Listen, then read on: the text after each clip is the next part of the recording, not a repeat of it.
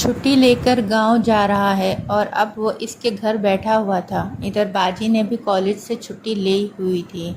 لمحہ بھر کو اسے جھٹکا لگا، لیکن اگلے لمحے وہ سنبھل گئی، کیونکہ اس کو اپنی بڑی بہن پر اندھا اعتماد تھا۔ اس روز باجی کا کمرہ بھی سلیقے سے سجا ہوا تھا اور پہلے کی نسبت اجلا اجلا لگ رہا تھا۔ بالآخر وہ موڑ آ گیا جب قیام کو شبا کی غلط فہمیوں کو دور کرنا تھا۔ یہ ایک مشکل امر تھا۔ وہ جانتا تھا کہ یہ لڑکی اس کے بارے میں بہت خواب دیکھ چکی ہے، جبکہ صبا باجی کو محض گمان تھا کہ وہ شاید اس کی بہن اس شخص سے محبت کرتی ہے۔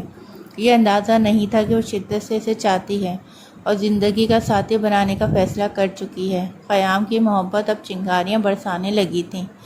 وہ اندر ہی اندر بے چین رہنے لگا تھا۔ ڈھکے چھپے لفظوں میں تو اپنی چاہت کا اظہار کر بھی چکا تھا اور ذہنی طور پر باجی صبا کو شادی کے لیے پیغام کی قبولیت کے لیے بھی تیار کر رہا تھا، تاہم واضح الفاظ میں ابھی تک اس نے بات نہیں کی تھی۔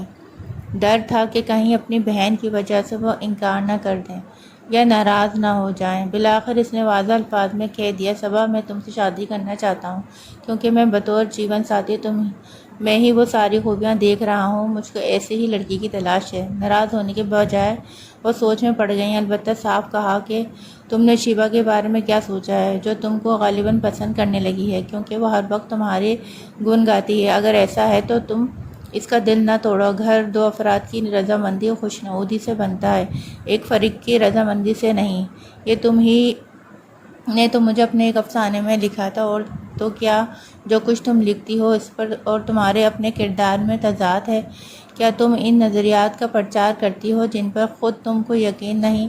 اس طرح قیام اس کو مناتا رہا۔ یہ باتیں شیبا نے سن لیں۔ کہنے کو شیبا چھوٹی بہن تھی، پر وہ اپنی بہن سے بازی لے گئی تھی۔ شیبا صبا کے سامنے قیام کی برائیاں کرنے لگی کہ پتہ نہیں قیام کو کیسے لگا کہ میں اس کو پسند کرتی ہوں۔ میں نے تو کبھی ایسا سوچا بھی نہیں۔ جب صبا کو پتہ چلا کہ شیبا قیام میں دلچسپی نہیں رکھتی تو اس کو کافی حیرت ہوئی۔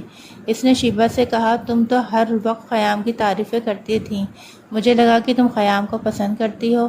شیبا اپنی آنکھوں سے آنسو چھپاتے ہوئے، دیکھا آپ کو بھی ایسا ہی لگا نا؟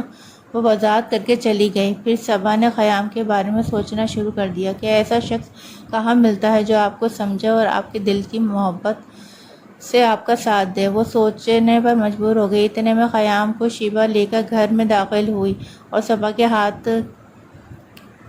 میں ہاتھ پکڑا دیا۔ پھر ان دونوں کی شادی ہو گئی اور قیام صبا کو اپنے گاؤں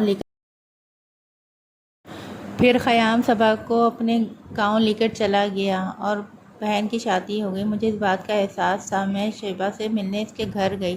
وہ پھٹ پھٹ کر مجھ سے لپٹ کر بہت روئی، اپنی ساری دل کی بات مجھے بتائی۔ میں بھی اس کو تسلی دیتی رہی۔ یہ ایک بہن کی محبت تھی جس نے اپنی پرواہ کیے بغیر بہن کی جھولی کو خوشیوں سے بھر دیا۔ کہانی اچھی لگی تو لائک اور شیئر ضرور کیجیے گا۔ اللہ حافظ۔